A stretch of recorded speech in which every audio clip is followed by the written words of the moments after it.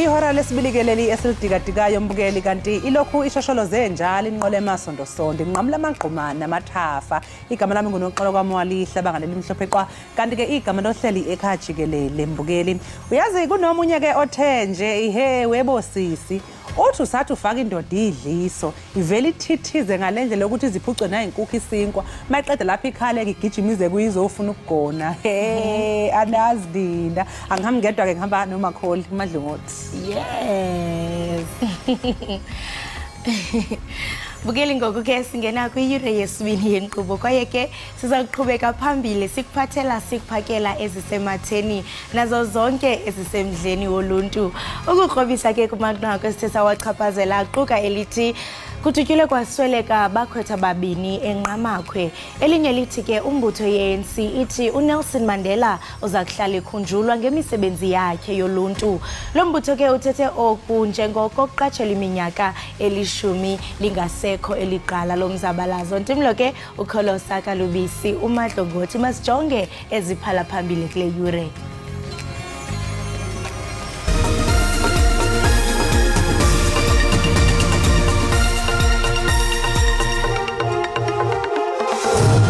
nabanye bayakhala bathi hey sihlambeni nabazawungena kufanele ungena ngomsa abanye abantu kuba nexhala abantwana babaze babeka phi kwakwenzekani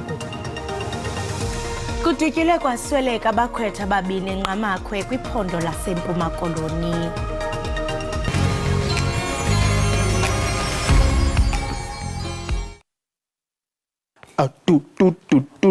Hey Sigambiza no chup. You know what it is ngubixhosa lona hlala ubukele Ekhaya Jikelele from Monday to Friday sikuphathele zemidlalo, entertainment and current affairs. Ungaphoswa.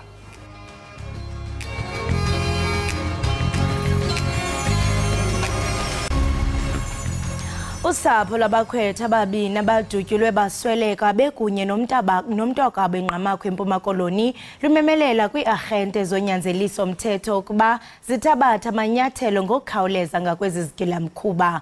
Omnye wonyana bolusabo utshintshiselana ngengcwina nezigulo esibhedlele unobangela wesisiganeko awukaziwa.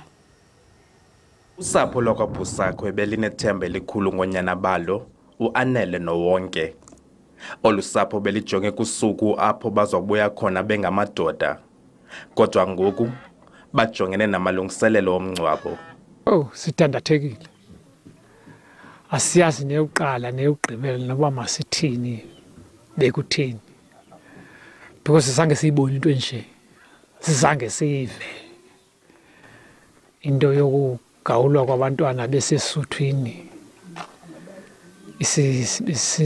sinethemba ngomsonto basiza kuba namadoda ukanti esisehlo sikwachaphazele nabanye abakhwetha nabanye bayakhala bathi hey sihlambeni nabazawungena kufanele ungena ngomsa abanye abantu kuba nexhala abantwana babaze babeka phi kwakwenzekani iinkokheli zomthonyama nazo zithi zothukile sesisehlo simele kasimka apha senze arrangement ne-parents uba ayonda akhonda sinobathatha abantu sibase kuyona at least ebhetele ke kunalemeko kuyiyo ngokwesebe lezempilo ephondweni ngabakhwetha abayi8 abathe babhubha susela liqalile ixesha lolwaluko lasehlotyeni abongile Yankees kwiindaba ze-SABC enqamakhwe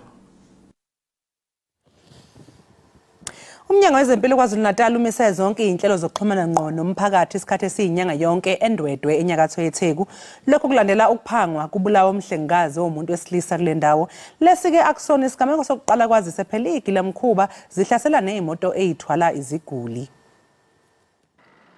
Ziyanda izigameko zokudunwa nokwebiwa kwezimoto zikahulumeni KwaZulu-Natal Izindawo ezisenyakatho yeTheku okubalwa uMashu, iNanda kanjalo neNdwedwe zihlonzwe njengezindawo ezishisa izikhotha.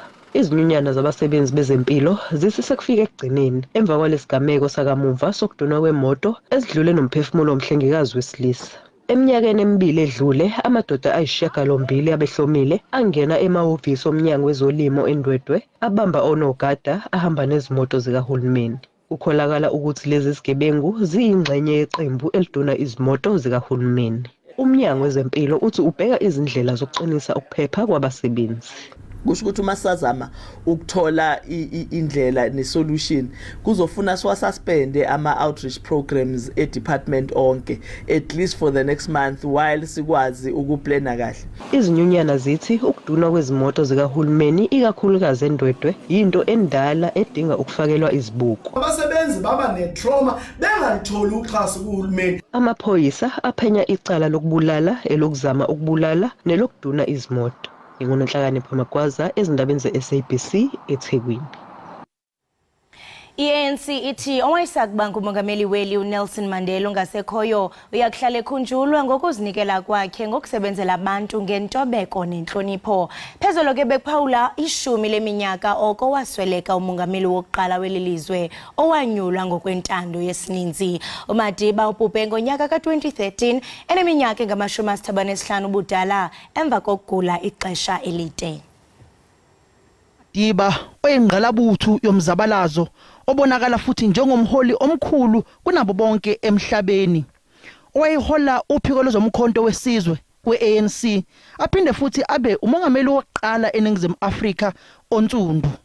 Kodwa ke iqembu lakhe lezepolitiki inhlangano ebusayo ukhongolose uthi namhlanje usuku lokubungaza ngaye uMadiba kubheke negxathu eNingizimu Afrika esilithathile. Marking the 10 years of his passing is something that really is should be introspective for many people who are Democrats, who are patriots. Iqembu lakhe ke uMadiba libhekene nengqinamba manje.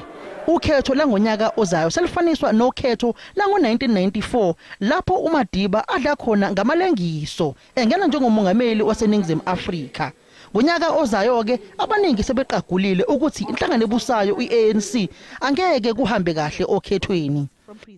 I don't think that we should try and even compare the period of Nelson Mandela to the period of Ramaphosa in 2023-2024.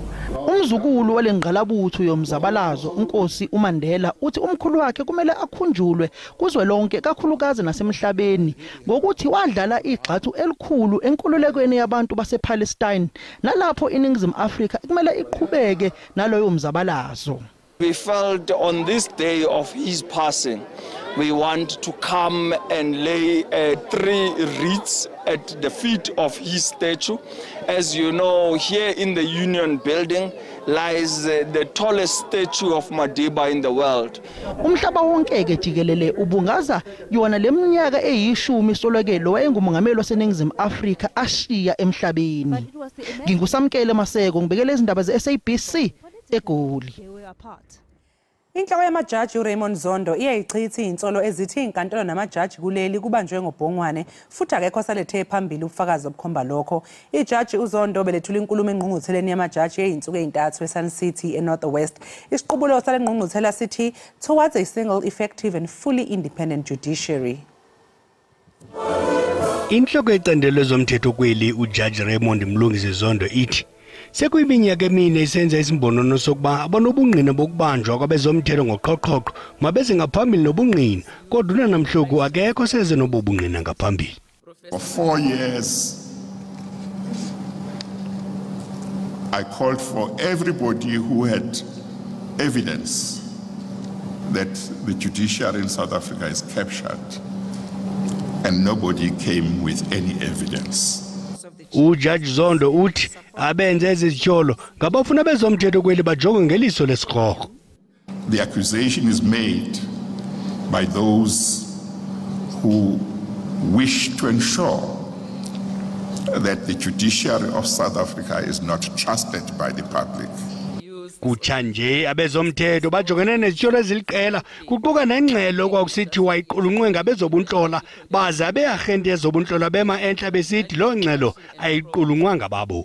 Elinye ixhoba lezo zitsholo kumongameli wejaji eGauteng uJudge Dustin Mlambo. The author of the report applied for a job at Legal Aid South Africa many years ago, more than 10 years ago, when I was chairperson of Legal Aid South Africa. He didn't get the job. I was not involved in that process in whatever manner. But from that day onwards, to date, he continues to accuse me. He's even created a website that hurls insults at me and any other judge who finds against him. Thank you. Le nkomfa yejaji iza kuqhuba de kube ngolwesine. Ngaphambi kokuba niphume kaloku babukeli niye kwindawo ngendawo qinisekani into yokubana nixhobisekile ngokuqhubekayo kwisimo sezulu niqaphele kaloku nezilumkiso ezawuthi zikhutshwe nguye uSouth African Weather Services. Rhabula ningafinci.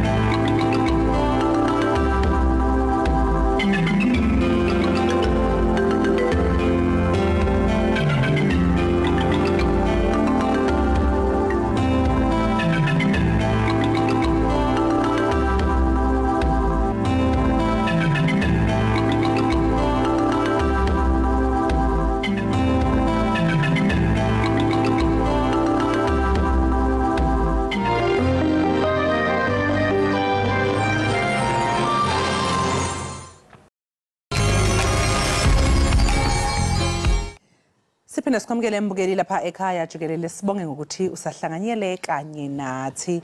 Sike sakubikela ke mbukeli udaba lokuvakasha kobuholi ophezulu be-Economic Freedom Fighters okufaka phakathi uJulius Malema beyokotha ke isilo uMisuzu likazwelithini esifundazweni ke iKwaZulu Natal.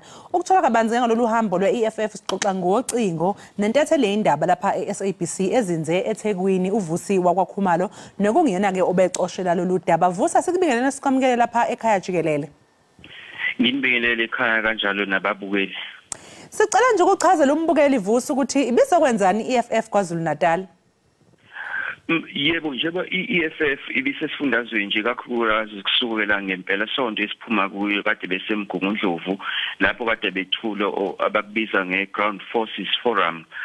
Kusukela ngeweekend okanye impela sonto ubuholi nje ubuholi ba-EFF buvele bulapha esifundazweni iKwaZulu Natal base bethi ke cha ake bethole izibusiso lapha lapha esilweni ondini ukuzoqinisekisa ukuthi njengoba kuyiwa okhethweni ngonyaka ozayo kumele bathole ifise basothe isilo bese kuyilake emva kokuthi bethole izibusiso sebengakwazi ukuthi baqhubeke nohambo lwabo olubheke okhethweni lapho kulindele khona ukuthi bagcwale nje isifundazwe sonke ukuthi bathe abakushilo la bengafuna ukuthi isilo kanjalo namakhosi nezinduna esifundazweni baxake mase bebona ama red beret egcwele nje isifundazwe sonke up and down ngokusho kwabo so bebefuna ukuthi bathole izibusiso kuqala anduba baqhubeke nohambo lwabo olubheke okhethweni lwangonyaka ozayo.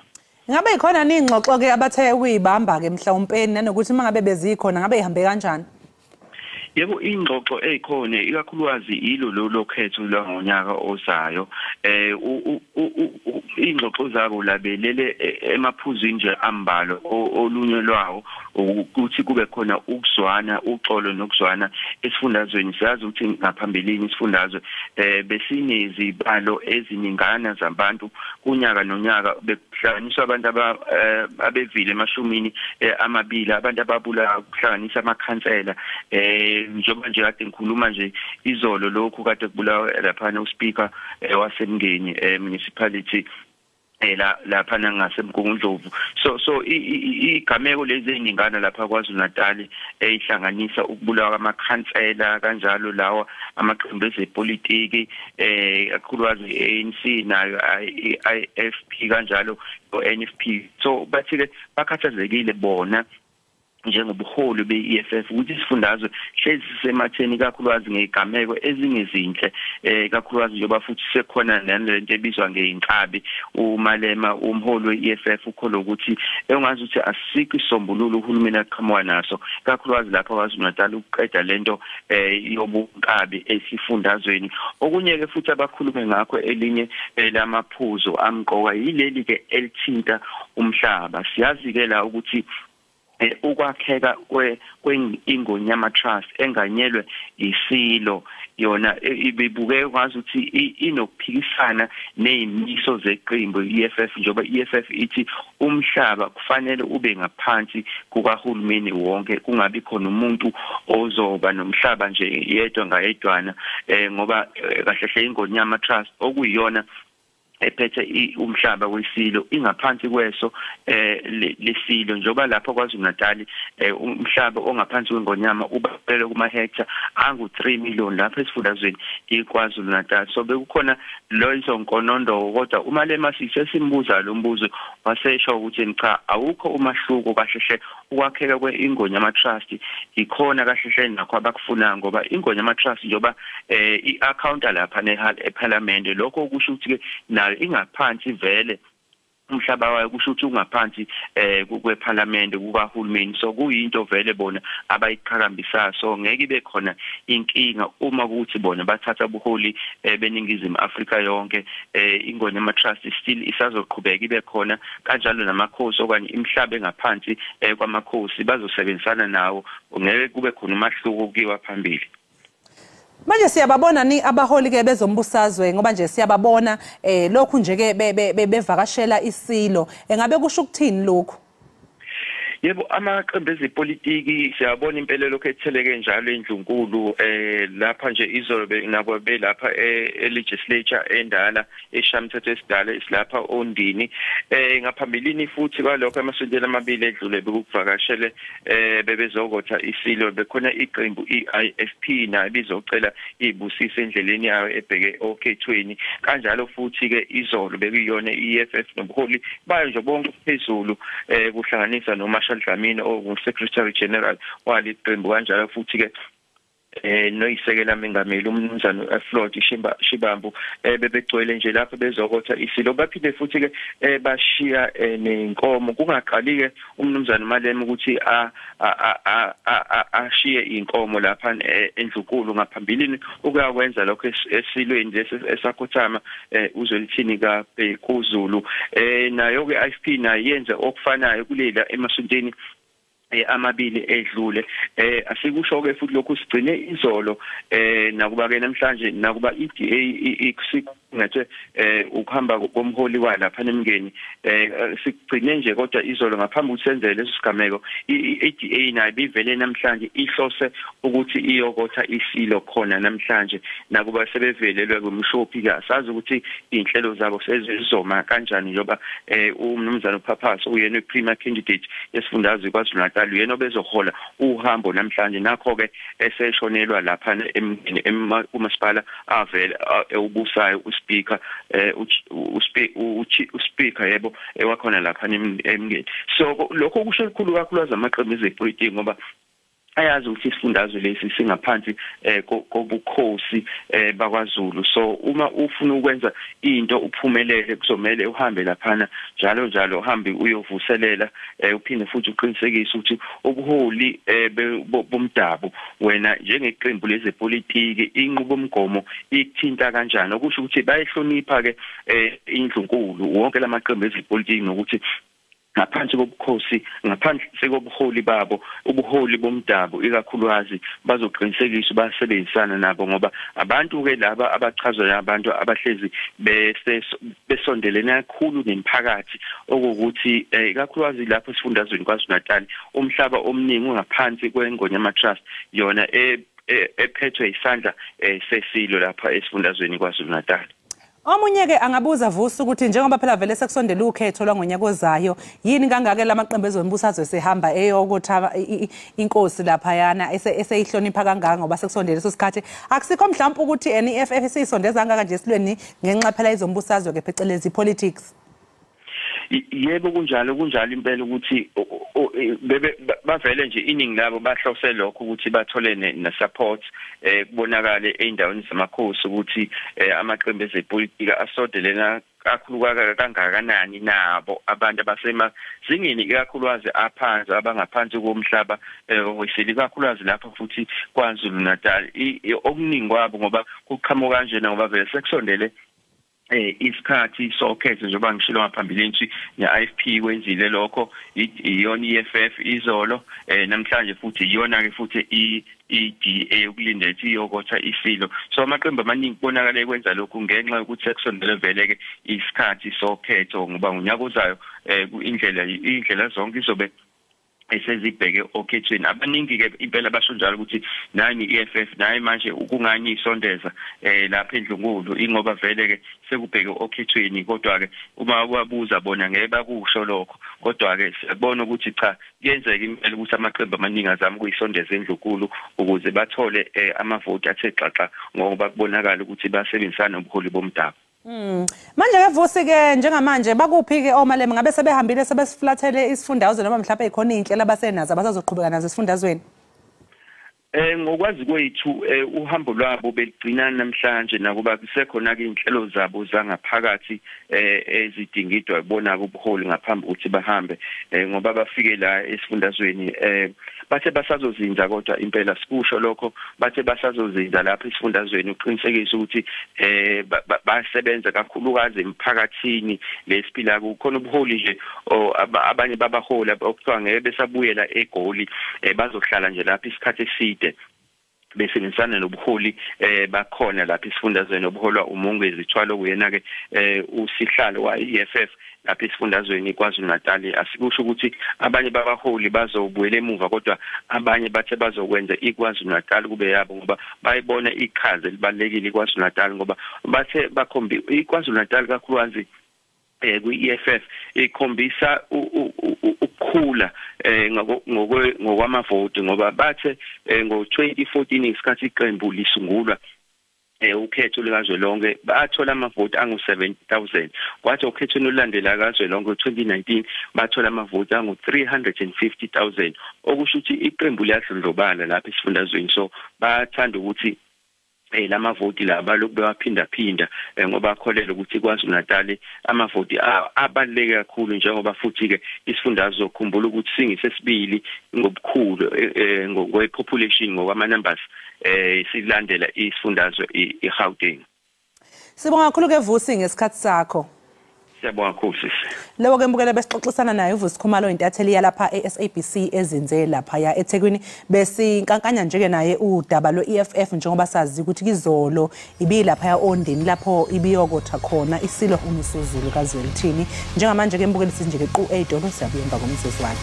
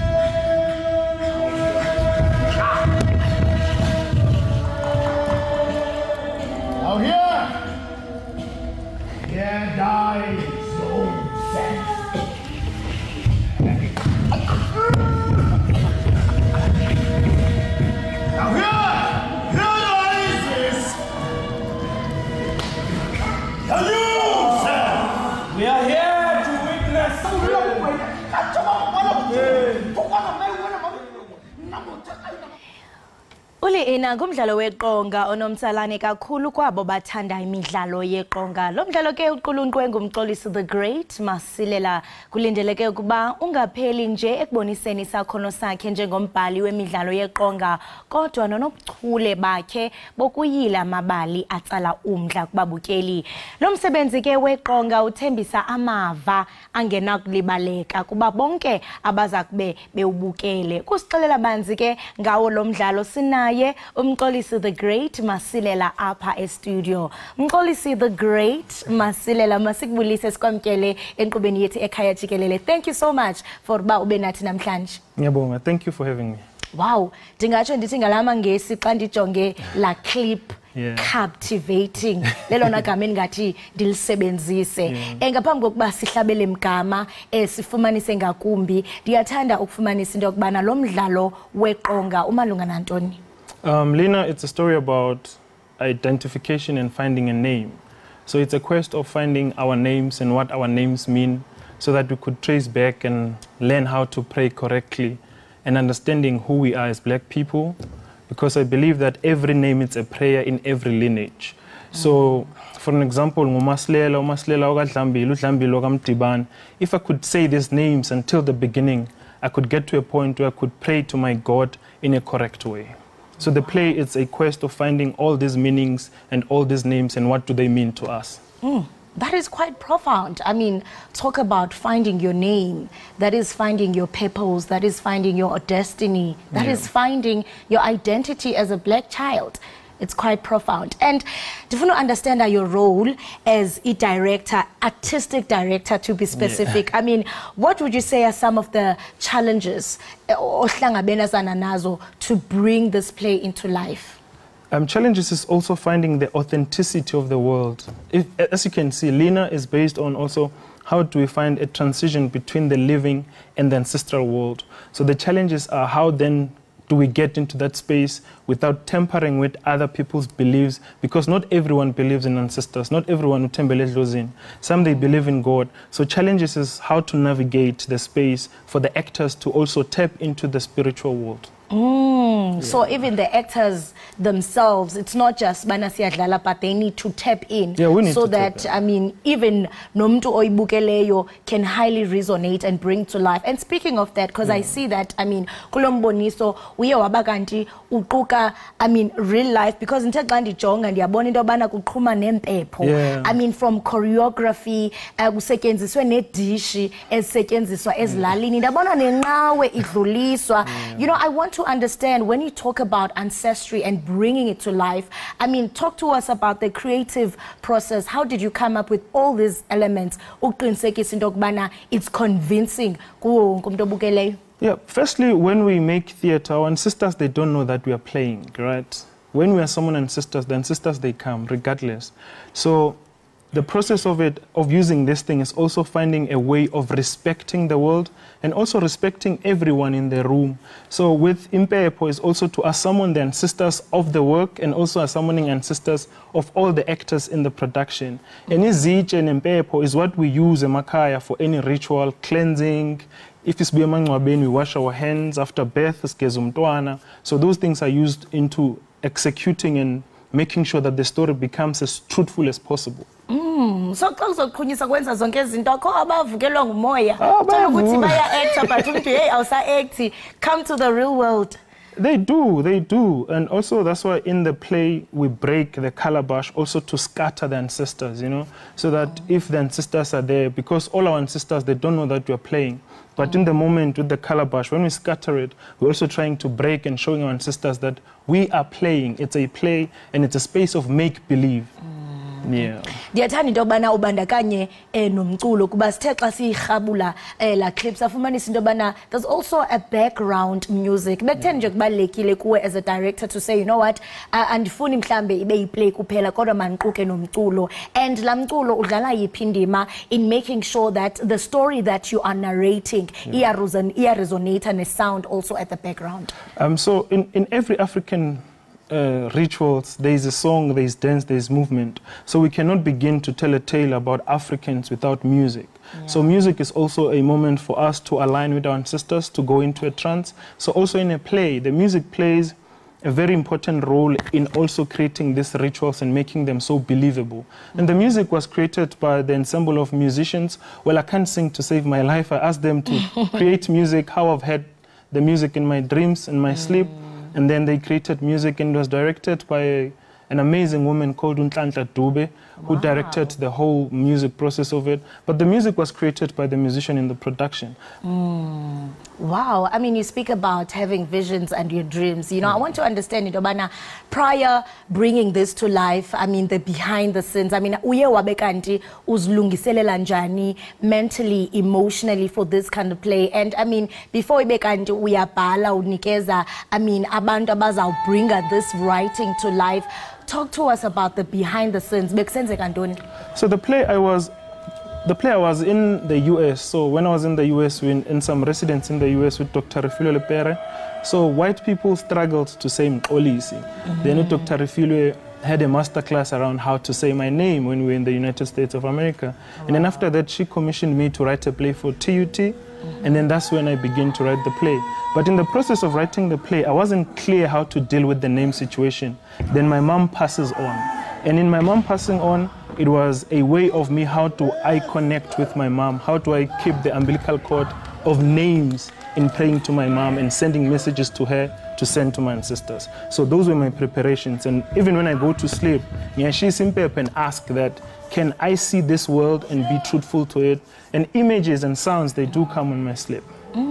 Amazing work. I mean, with everything that you have just said, it proves that, I mean, maybe storytelling, where we would see storytelling of abantu abamnyama being truthful and undiluted. And I mean, maybe singacho sithi mhlawumbe usebenzisa ukubalisa amabali, that is storytelling, to further eradicate, I mean, the colonized minds of black people. Jikelele ukufumanisa into yobana kule play yakho, how are you hoping to enrich the cultural landscape yalapha eMzantsi Africa, not only up in Mzantsi Africa, but Africa at large, because I mean, spirituality is universal. Yeah, for me, I'm aware that we are trying to create and finding our spirituality from a lost memory. Our memories of black people have been stolen, so we're trying to find ourselves in this new era and finding out who we were before this. So for me, what I want to contribute in the global conversation is finding who we are, how to do izinto zosiko in a right way, you know,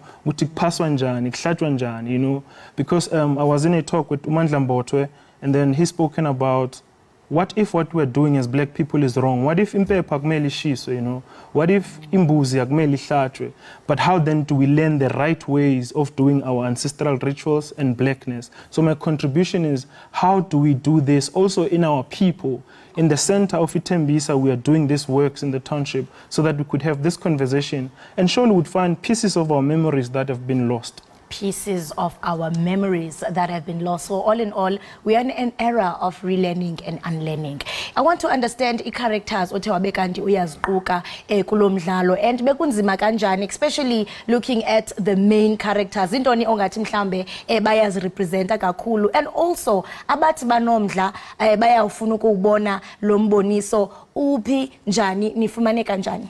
Well, so to find actors, Mongezi is a business partner. We are running the TX Theatre together. Gifta Ngobeni is the residential director of the TX Theatre. So how I found them was, Gifta is a graduate from TET, and Mongezi is a graduate also. Untate is doing his second year. This is how I found them. So I called them and pitched the story to them, and they bought the idea into it. So that's how I found my actors and musicians. Most of them are my interns. So in the TX Theatre, we have 36 interns that we're training currently. Most of the musicians are our interns. So that's how I found them. So the play is part of a festival called Gathering of Stories, which is produced by TX Theatre and the Writers Lab, which will start tonight at 6 p.m. and is going to end next week, Wednesday. So we have 4 plays and 5 new readings of new plays that we're going to publish next year, January. So those ones to come to watch the play is this Saturday at 6 p.m. Tickets are 80 Rand, 220. And on Sunday, the 80 Rand, 220. And the show on Sunday is at 2 p.m. hayi akunensuku noko ezingaka umuntu akanothi hayi ndiphoswe ngolwesihlanu mandize ngomgqibelo. Yes, no, you can't miss it. I mean, it's a must see. And also to have this conversation about who we are and what our names mean to us and the generation we live in. Kusekhaya ngenene. Kusekhaya. Mxolisi, indeed you are the great. Enkosi kakhulu ngokuba wabelene nathi, mhle kakhulu umsebenzi owenzayo. Uthi mhlambe no, ndiye ndafumana amava wam, ndathini, ndenza konke okwenkwenzileyo. Kuhle kakhulu ukubona ungumntu omtsha uvuselela ingqelikiti yakwantu. Thank you so much for joining us. Thank you for having me. Right, mbukeli we-Ekhaya Jikelele lo besincokola naye kaloku nguye umxolisi the great Masilela esithathela kaloku mbukeli ngomsebenzi awenzayo kuyo kaloku mbukeli icandelo le-theatre. Sixelela ke ngomboniso abazaba nawo kungentsuku zatywala. Utshilo ke wathi ke uyaqala namhlanje ngaqhuma kubasiwe. Masithi qhwi pha evenkileni sibhatala amatyala ungakunqi bukele inkqubo yakho oyithandayo i-Ekhaya Jikelele.